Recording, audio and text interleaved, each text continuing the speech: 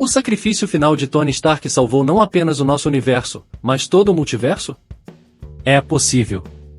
Hoje estou analisando exatamente por que a morte de Tony pode ter sido algo bom a longo prazo e como potencialmente nos protegeu de uma versão maligna de Tony Stark no futuro. Fique até o final porque isso será divertido. O épico sacrifício de Tony Stark efetivamente salvou nosso universo. Thanos estava a 2 segundos de eliminar tudo e reconstruir o universo à sua própria imagem. Mas o Homem de Ferro apareceu, pegou as pedras, e entregou sua última linha "Eu sou o Homem de Ferro" antes de se firmar como o maior herói do universo. Mas agora, enquanto começamos a explorar além do nosso universo e discutimos a linha do tempo sagrada e a prevenção de uma grande guerra multiversal, a questão se torna: Tony Stark sempre deveria morrer aqui? Será que seu sacrifício e morte impediram algo muito pior no futuro? Bem, é isso que estou discutindo hoje. O Doutor Estranho disse que, de suas 14 milhões de variações, esta foi a única em que eles efetivamente venceram. Mas e se houvesse mais do que isso? E se este futuro específico que o Doutor Estranho viu, onde tudo está bem, fosse o único em que Thanos foi derrotado, mas também onde Tony Stark morreu enquanto fazia isso? Teve que morrer.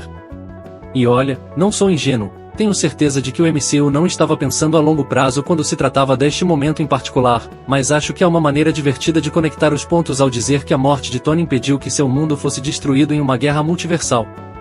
E isso é dizer que se Tony tivesse sobrevivido ao fim de jogo, então nossa Terra não teria sobrevivido a uma incursão multiversal graças às ações de Tony, pois acabaríamos nos tornando os vilões.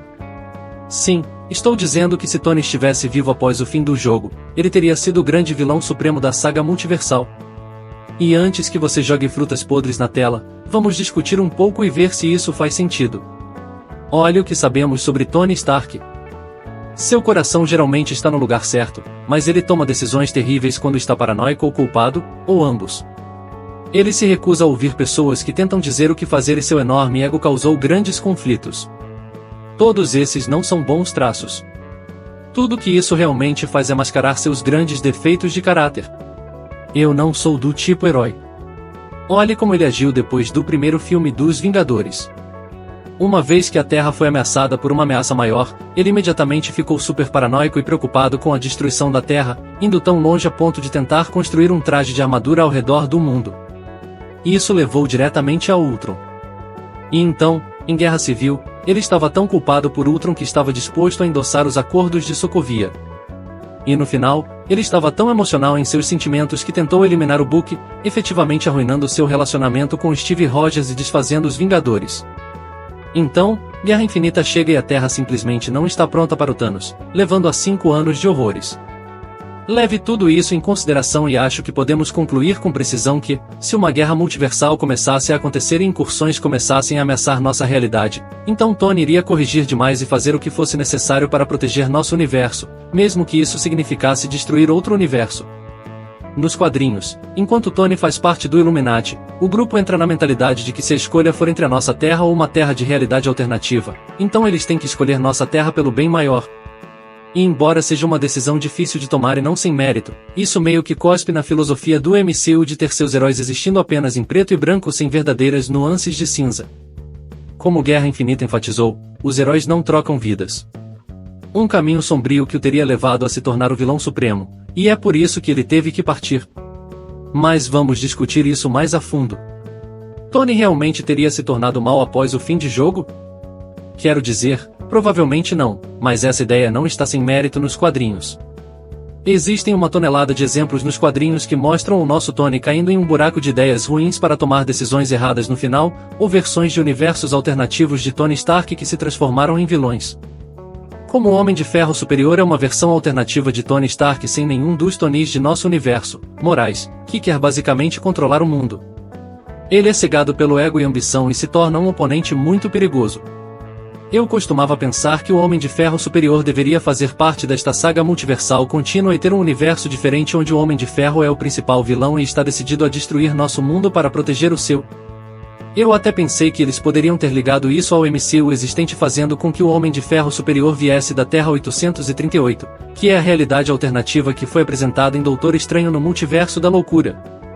Tinha um Homem de Ferro que fazia parte desse grupo Illuminati, mas simplesmente não estava lá naquele dia e então voltou para encontrar literalmente todos eles horrivelmente obliterados por uma ameaça de nosso universo.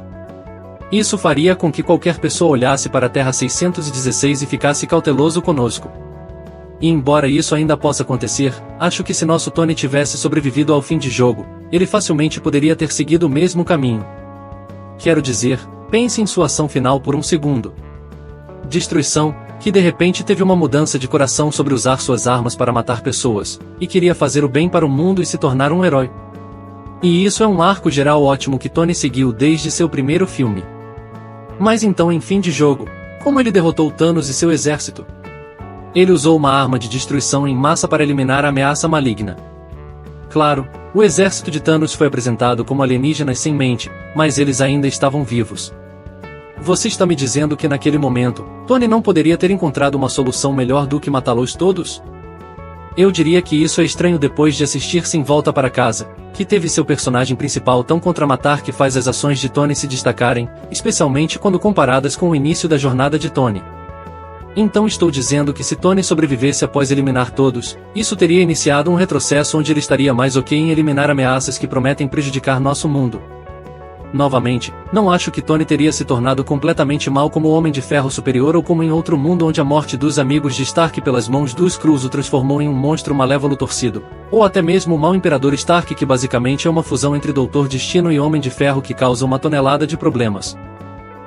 Mas coloque um alfinete nesse por um segundo, mais sobre isso daqui a pouco, mas o que estou tentando dizer aqui é que embora nosso Tony não teria se transformado em mal absoluto, acho que ele teria sido um grande vilão supremo da guerra multiversal agora percebendo que é ok eliminar soluções alternativas. Mas agora que Tony está fora de cena, nosso mundo está seguro, certo? Errado, porque acho que o universo gosta de se corrigir, e é aí que o Doutor Destino entra em jogo. Estou dizendo há um tempo que acho que o Doutor Destino seria o vilão perfeito para o MCU, não apenas porque ele é incrivelmente incrível e complexo e perigoso com uma história legal, mas também porque ele representa uma versão malvada de Tony Stark, amplificada 10 vezes. Tony Stark é um gênio tecnológico egomaníaco que constrói trajes e armamentos sofisticados.